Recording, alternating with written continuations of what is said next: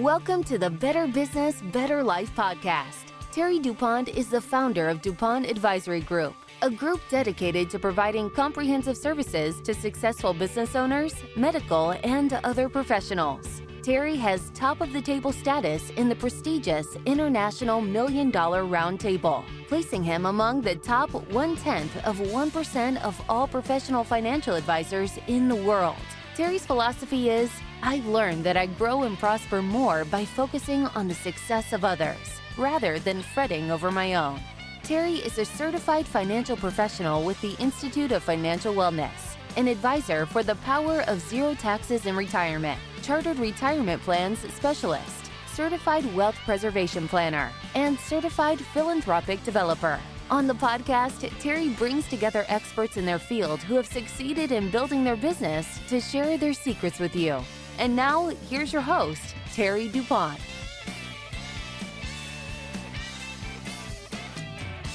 Welcome, everyone, to this week's episode of Better Business, Better Life, Building on Your Success. I'm your host, Terry DuPont, and today, ladies and gentlemen, I'm honored and fairly excited to have this guest on. His name is David McKnight. He's the author of The Power of Zero, which has sold, I think, over 400,000 copies so far. Also, the developer and the motivation behind The Power of Zero, the Tax Train is Coming documentary. A lot of good stuff. I've followed David for some time now, and his work is extraordinary. And so, David, welcome to the show. We're happy to have you. Kudos, my friend. Thank you, Terry. I appreciate you having me. Yeah. So, David, if you could, just to get started, can you tell us a little bit about you and why you started your career? Well, financial planning is really the only thing I've ever done. I graduated from Brigham Young University back in 1997, and I got right into the financial services industry. So this is the only thing I've really ever known. And so I've been at it over 25 years. I wrote The Power of Zero back in 2013, and that was really sort of a changing point in my career. I wrote the book, I threw it out on Amazon, crossed my fingers, and people started to buy the book, and the results exceeded all of my wildest expectations. So here we are 10 years hence. And like you mentioned, it's sold quite a few copies and sort of sparked this revolution in retirement planning. Basically, we believe that tax rates in the future are likely to be dramatically higher than they are today. And if that's the case, then Americans should not be putting money hand over fist into their tax-deferred retirement savings vehicles like 401ks and IRAs. If you look, Terry, at the cumulative retirement savings that Americans have all across the country, about 95% of it, or something on the order of $35 trillion, are in 401ks and IRAs. Only 5% of the cumulative retirement balances are in tax-free accounts like Roth IRAs, which tells you that historically Americans are somewhat addicted to tax deductions. They like experiencing tax savings on the front end, and then they postpone the payment of those taxes till some point much further down the road. Historically, the idea was, back in the 70s, when you would put money into a 401k or IRA, the idea was that you got a deduction at rates sometimes as high as 70% with the expectation that you would be in a lower tax bracket in retirement. Well, that's all flipped on its ear. We now know that all the experts tend to agree that tax rates, even 10 years from now, are likely to be dramatically higher than they are today. And if that's the case, why are Americans continuing to get tax deductions at historically low tax rates only to postpone the payment of those taxes to a point in the future when tax rates are likely to be much higher than they are today? So that's really the essence of the book, the essence of the message. And that's really what I've been trying to get out to Americans over the last 15 years or so. Yeah. And you're doing a great job of it, I might add. And David, one of the biggest things that I've noticed and experienced is, there's a lot or a good number of financial gurus or advisors out there on the internet that are doing something similar, talking about future taxation trying to warn people and get them prepared. But I have found that most of them are lacking in a number of ways compared to your process. And yours is a process, not a product, okay, or not a single strategy like everyone else out there. Could you explain a little bit about why your system, your process for getting people to the zero tax bracket and retirement is, in my opinion, completely different than all the others, and why it's so much more holistic and comprehensive? Sure. So you're asking me to talk on one of my very favorite subjects, and that's financial gurus, and why financial gurus say the things that they do. And when I say financial gurus, I'm talking specifically the likes of Susie Orman, Dave Ramsey, Clark Howard, Ramit Sethi, White Coat Investor. These are all people that have fairly large followings. Particularly if you look at Dave Ramsey, Dave Ramsey's goal is to expand his empire and really to draw a contrast with the mainstream financial planning community. And so Dave Ramsey does and says things that don't always add up, but the whole goal is to set himself apart from all of the other financial advisors. He's trying to peel off Americans from the traditional financial planning community, and so that they'll follow his show, right? And that's really the name of the game. And so in order to appeal to a broad audience, and Susie Orman's the same way, you have to paint financial principles in very broad strokes. You have to sort of spoon feed everybody a one size fits all, paint by the number approach. And in order to do that, you can't really do justice to concepts like Roth conversions or how much money you should have in your respective investment buckets in a rising tax rate environment. And you even are, Dave Ramsey specifically is prone to saying things like, you can grow your money at 12% per year on average over time. You can take 8% sustainable withdrawal rates over time out of your investment portfolio. You should never invest in bonds. You should never invest in annuities. You shouldn't touch life insurance with a 10-foot pole. These are the types of things that he says. And sometimes you get the feeling he says it for shock value, but other times you get the feeling that he really believes it in his core. And the problem is, if I were to sort of summarize the problem with financial gurus, is they're good for bad investors, but they're bad for good investors. Okay. So if you are struggling to get off of square one and save $300 a month, Dave Ramsey comes along and says, hey, if you start today, maybe you're a 30-year-old, you save $300 a month, you can earn 12%, and then you can take 8% distributions off of your corpus of money by the time you reach 65. It's the results when you run those numbers out over time are pretty fantastic. And so it's very easy to get motivated to get started when he's throwing these amazingly high numbers at you. And so I think that that's part of the purpose, is to motivate, to get people started. And so in that respect, the fact that Dave Ramsey is getting people to begin investing, to get out of debt, these are all admirable, noble things that Dave Ramsey has done. And I don't criticize Dave Ramsey in any way for his 7-step baby steps that he uses to help a lot of Americans get going on their retirement plans. But let's talk about my statement where I said he's bad for good investors. If you are a sophisticated investor, you've already done a good job of saving money, and you apply Dave Ramsey's financial planning principles to your specific retirement plan, the results could be cataclysmic. They could be catastrophic. I mean, just take, for example, his recommendation to take 8% sustainable withdrawal rates from your retirement plan, and to never invest in bonds. Well, pardon me. Just recently, Wade Pfau, who's one of the foremost experts on sustainable retirement planning principles, he did a study where he said, what if somebody was invested 100% in stocks over the arc of their entire retirement, just like Dave Ramsey recommends, and they take 8% withdrawal rates starting day one in retirement and adjusting for inflation every year thereafter. He says the likelihood that your money will last through life expectancy is only 36%. So you have a 1 in 3 chance that your money would last through life expectancy. That means you have a 2 in 3 chance that you will run out of money before you run out of life. That's a really big deal, because at that point, you're going to be eking out an existence on Social Security alone, not quite the golden years that you thought they were going to be. And so part of the issue that I have with financial gurus, and part of the reason why my next book is going to be on financial gurus, is simply because the types of things that they say, pardon me, the types of things that they say don't really pan out very well for people who have done a good job of saving. They played by the rules, and now all of a sudden they implement some really counterfactual strategies from the likes of Dave Ramsey is really the most guilty party, but some of these other folks are guilty as well.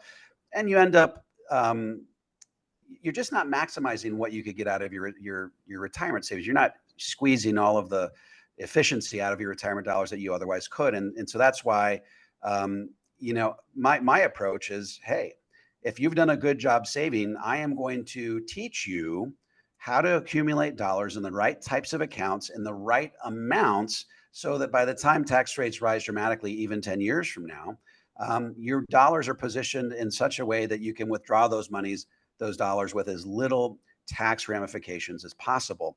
And I feel like given the narrow scope, I apologize, given the narrow scope of what I'm preaching, and given the narrow scope of my message, I feel like I can really dig down, go 10 miles deep and only maybe a foot wide, whereas the likes of Dave Ramsey and Susie Orman, they're going half an inch deep and a mile wide, which really isn't doing a service to anyone out there. And that's basically been my message for some years now. Okay. Yeah. And Wade Fowle, he's no dummy, right? He's no slouch. That's right. He's no slouch. Yeah. And, could you elaborate maybe a little bit on why you feel that the Power of Zero system, process, the movie, the books, and what is taught and what we as advisors taught, because I'm a Power of Zero guy now, and our whole firm is. And why do you feel it's been so successful and it's been embraced so well by the public? Well, I'm not good at a lot of things, but I think one thing I am good at is taking what could otherwise be some fairly complex principles and boiling them down into an understandable way. If you look at the Power of Zero, it's only about 100 pages long. So basically what I do in the Power of Zero is I make the case right out of the chute that tax rates even 10 years from now are likely to be dramatically higher than they are today. I bring in third-party experts to show the data behind that. I think we're beyond the point of no return. Tax rates have to go up or we go broke as a country. So I make the case in fairly simple terms in that book. And then I make the case that, there's millions of different types of investments out there, but all of those investments basically fit into only 3 types of accounts. And I refer to those accounts in terms of buckets of money. You got your taxable bucket. Those are your emergency fund type accounts. You've got your tax deferred bucket. Those are your 401ks and IRAs, 403bs, SEPs, Simples, KIOs. You get the idea. And then you've got your tax-free bucket, which are all of the different types of Roth accounts, Roth IRA, Roth 401k, Roth conversion, and then some types of properly structured life insurance retirement plans. So I basically then say that, look, in a rising tax rate environment, there's an ideal amount of money to have in each of those buckets. And so I'm not trying to overcomplicate things. I think I've identified in a pretty straightforward way what the problem is. And then I've identified and laid out a strategy that's fairly simple to follow. It's not always easy to implement. You have to sometimes get some outside help to implement it. But in broad strokes, it's fairly easy to follow. And so I think I've just done a decent job of laying all that out for the public, and the public likes simple more than they like complex. And so they've heeded my warnings, and I think that they're starting to prepare themselves. We have a goal of putting 100,000 Americans on the road to the 0% tax bracket in the next 10 years alone. We hope that it's more. But the fact that there's only, that the data is pretty clear that tax rates have to go up and go up dramatically by 2030, and only 5% of the cumulative retirement balances across the nation are in Roth IRAs, Roth 401ks, and Roth conversions. That's startling to me. Like it's really sort of strains credulity to see that, notwithstanding all of the evidence out there, people are still putting money hand over fist into their IRAs and 401ks. And so we got a lot of work ahead of us, but our goal is to help people maximize the after-tax retirement distributions in retirement. And hopefully we start to see that needle go from 95-5 to maybe 90-10 and 80-20, so on and so forth. Yeah, I agree. We've got our work cut out for us. Especially if we have the passion that you and I do, and the rest of the Power of Zero team has. Um, and that brings me to my next question, David. And you just touched on it. Why do you feel that most advisors in this country are not making their clients aware of what's going on in Washington and with our economy and with our expenses and with our national debt and with the taxes? Why do you feel that most advisors aren't having that conversation, which is, in my mind, uh, first should be first and foremost with the position we're in currently? Why do you think most of these advisors are not having these conversations with their clients? Well, I don't know about most advisors. I think that I can speak to the major money management institutions for sure. We know that major money management institutions make money by charging you a fee. Let's call it 1%. So let's say they're managing $1 million of your dollars in your IRA. They're charging you 1% per year. They're making $10,000 per year off you. That's no big deal. That's how a lot of financial advisors get paid. But here's the rub. If they were to persuade you that tax rates in the future are likely to be dramatically higher than they are today, then you might just feel impressed to shift that money to tax-free. And then if you shift it to tax-free, what are you going to have to pay along the way? Taxes. Let's call it, 25%. So you pay 25% on that $1 million, you get it into the tax-free bucket. Now you got $750,000 in your tax-free bucket. If they're still charging you 1%, now they're only making $7,500 per year off you. So didn't they just experience a pay cut for persuading you that tax rates in the future are likely to be dramatically higher than they are today? And you and I, Terry, we don't care how much money people have. The only thing that really matters to us is how much they actually get to spend after tax. And so that's a really big deal. I've heard of situations where large money management institutions forbid their advisors from ever bringing up, for example, Roth conversions. I would challenge your listeners to go online and to Google the phrase Ken Fisher or Fisher Investments and Roth conversion and see if anything comes up. I've done this multiple times. I've never been able to find an article by Ken Fisher about the benefits of a Roth conversion. He doesn't even want to broach the subject, because if he gets paid based on how much of your money he manages, and you go out there and do a Roth conversion, now all of a sudden, maybe they're managing 25% less of your money, and the 25% that they were managing now goes to the IRS. They don't get to keep making money off the money that goes to the IRS. So I think that there's a real disincentive for the traditional financial planning community, particularly the large money management institutions, from ever bringing this stuff up. So, and that's part of the challenge. Even if you go to Susie Orman's website, she talks about Roth conversions, but in very, very broad strokes. I mean, you read through it and you just don't even know where to start. You don't even know what to make of it. It's almost like she's just paying lip service to this idea of Roth conversions so she can come across as a sort of a comprehensive advisor. And I think that's really what makes the Power of Zero approach so different, as we really identify, number one, should you be doing a Roth conversion? If so, how much should you be converting from your tax deferred bucket to the tax-free bucket, and over what time frame? Okay. Tax rates aren't going to stay low forever.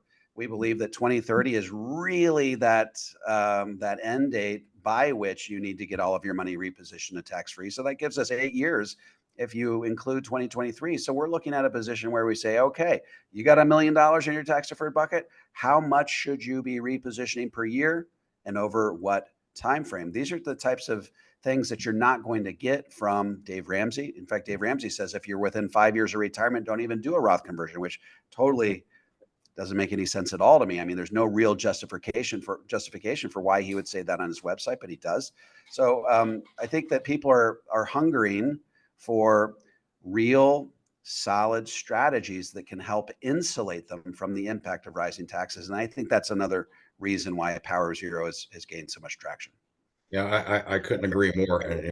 And one of the biggest problems I see out there, and it's not so much the ones that don't even talk about Roth conversions and taxes.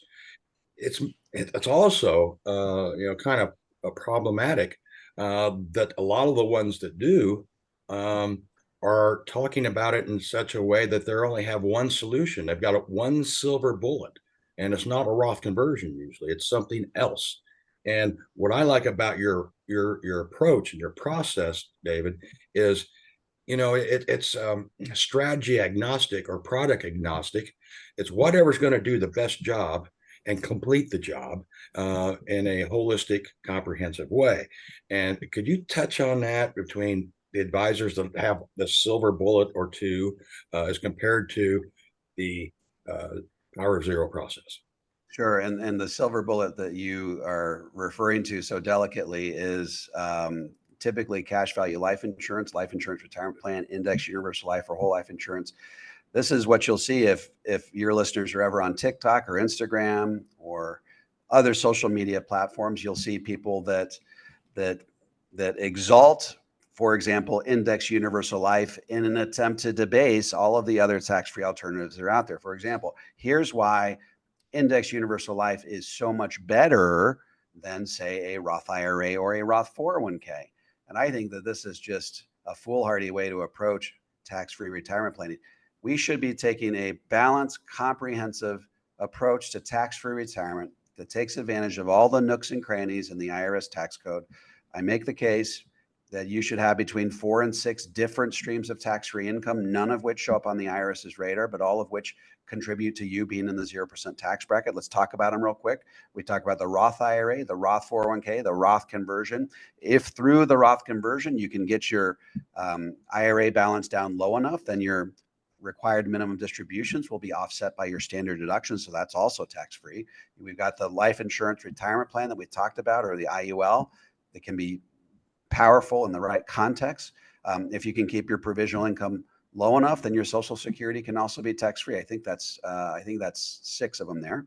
And so the goal here is to recognize that every single one of those streams of tax-free income has something that's unique about it that none of the other streams of tax-free income can do. And so we utilize all of them because they all are part of the puzzle. And when all those puzzle pieces fit together perfectly, then that 0% tax bracket comes into focus. And so, for example, we love the Roth IRA because the Roth IRA gives you 100% liquidity on everything you put in. You could take it out if you need to. We recommend that you don't, but you could. The Roth 401k is great because it gives you a company match typically. You get free money for making contributions.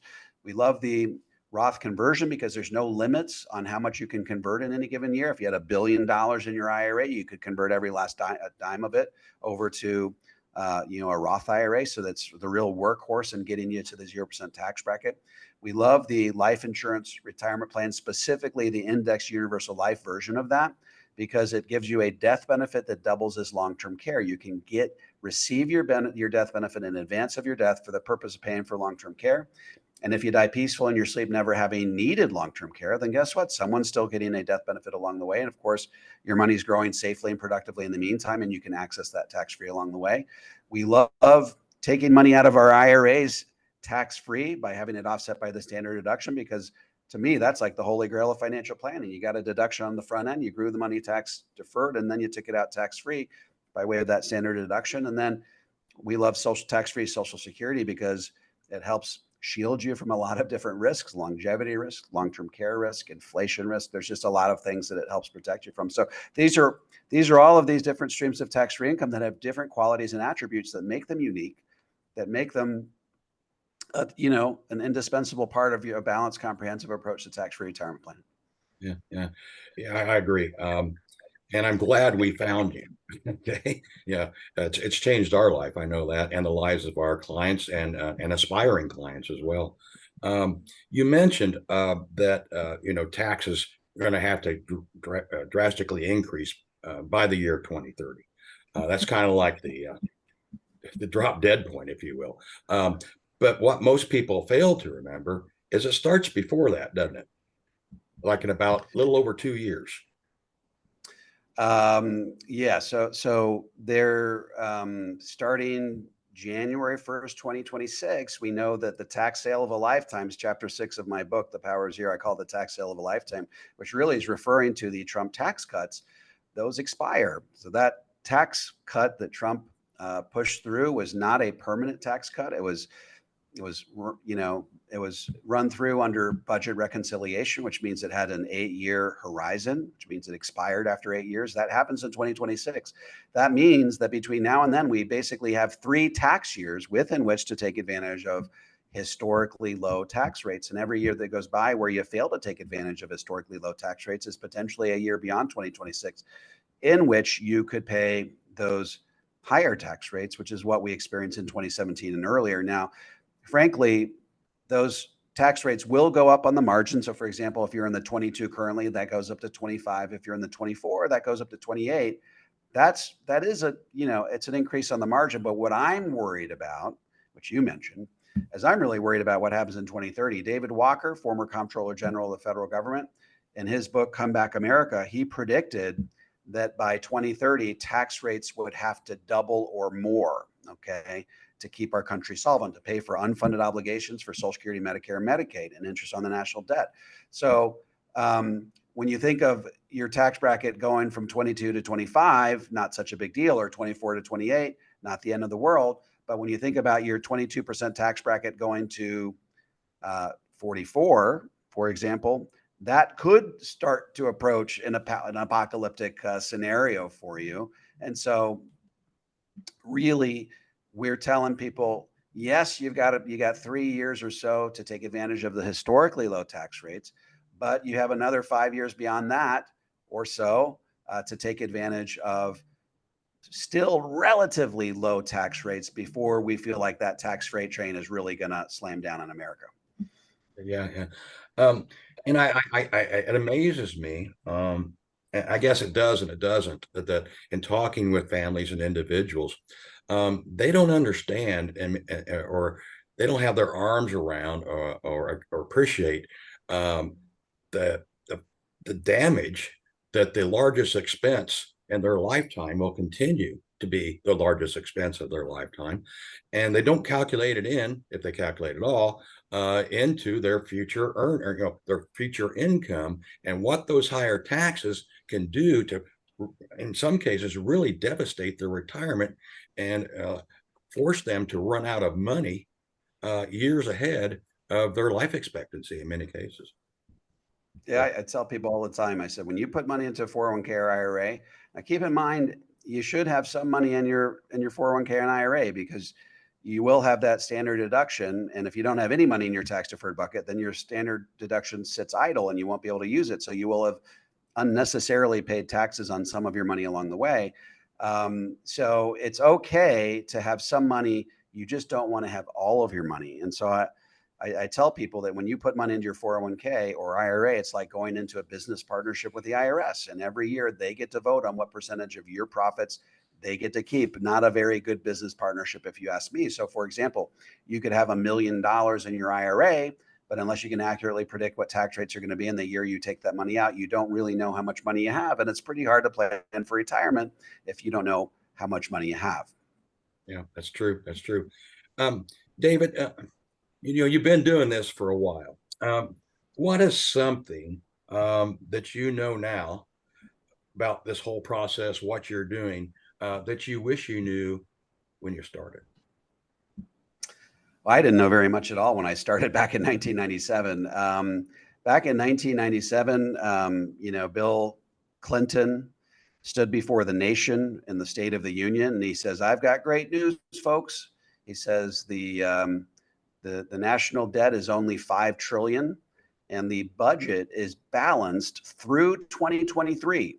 Okay, so he says for the next basically 26 years, he says we have budget surpluses. Okay, so we were living, when I got into the financial services industry for the first time, we were living in a completely different world. Now clearly, the reason he only went out to 2023 is because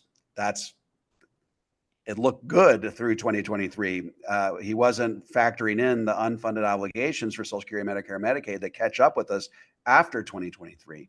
And so I spent, the first 13 years of my career just telling people about how to invest their money, maybe how life insurance retirement plan fits into it. But I didn't really understand the urgency behind why we would want to systematically reposition our dollars to tax-free and to take advantage of historically low tax rates along the way.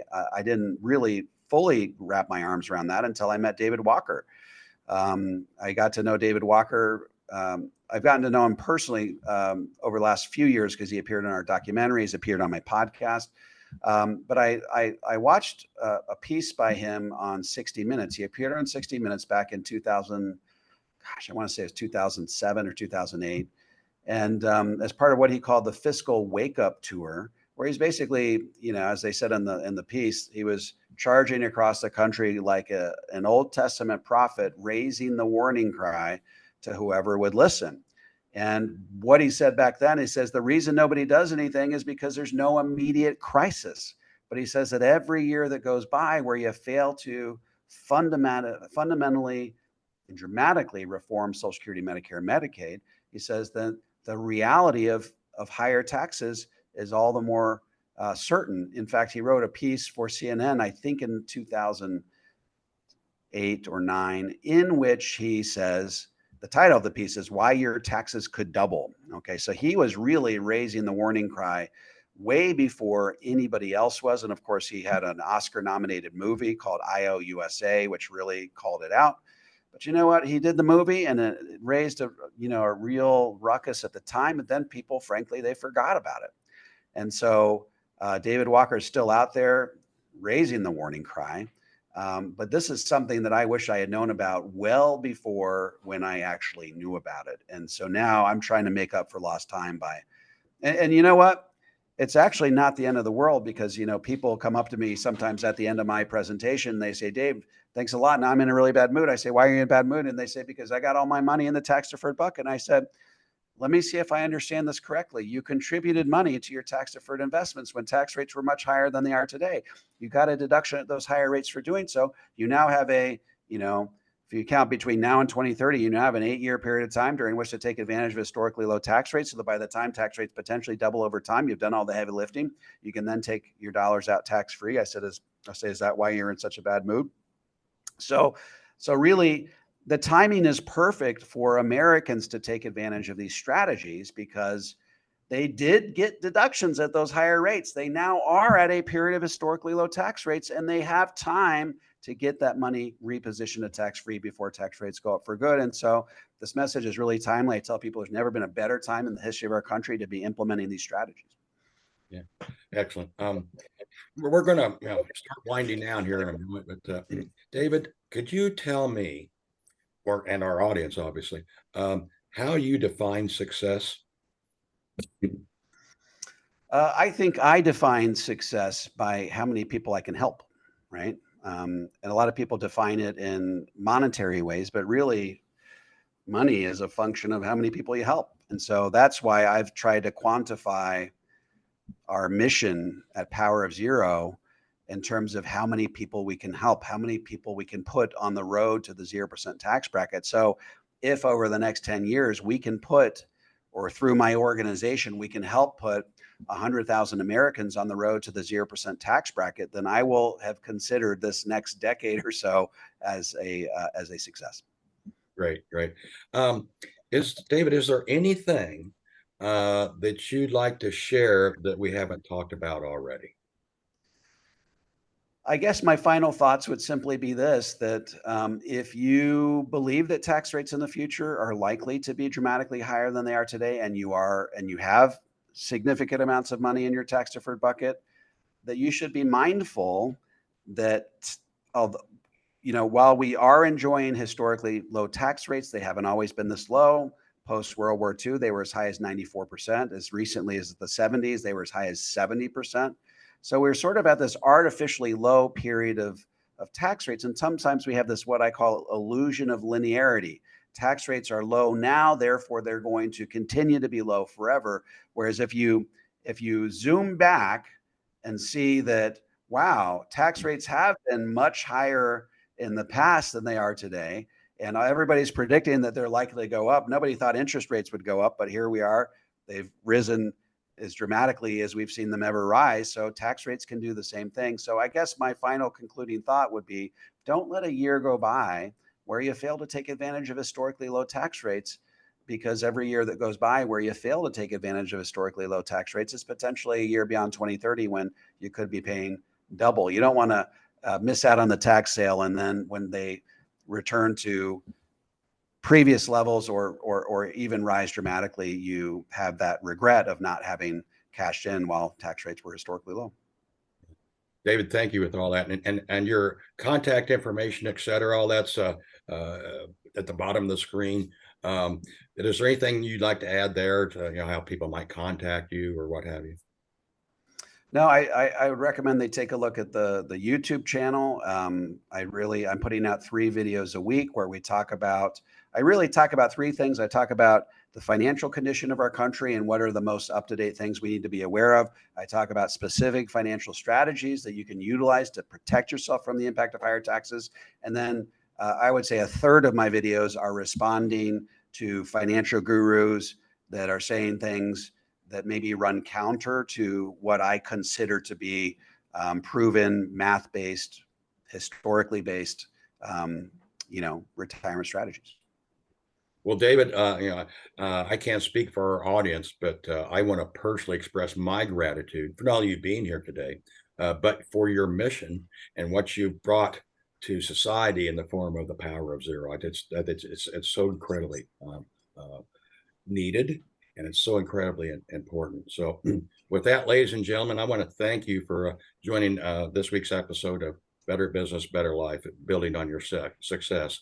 And keep in mind, it wasn't raining when Noah built the ark. And with that, have a great week and see you next time. Take care, everybody. This has been the Better Business, Better Life, Building on Your Success podcast. If you have questions about creating tax-free wealth and income, forward-looking tax mitigation, strategic risk mitigation, wealth preservation and legacy planning, and advanced financial management, go to DuPontAdvisory.com or email Terry@DuPontAdvisory.com. 49 faces looked to him in triumph. Over the last 12 months, they had each taken turns and promoted his business for a week at a time, driving over $987,342 in revenue. What if you had a network of 50 centers of influence who promoted your business every week for a year? Grab your copy of the #1 Amazon best-selling book, The Ultimate Guide to Growing Your Business with a Podcast, at 33% off the Amazon price by going to ultimatepodcastbook.com. Again, that website for 33% off the Amazon price is ultimatepodcastbook.com.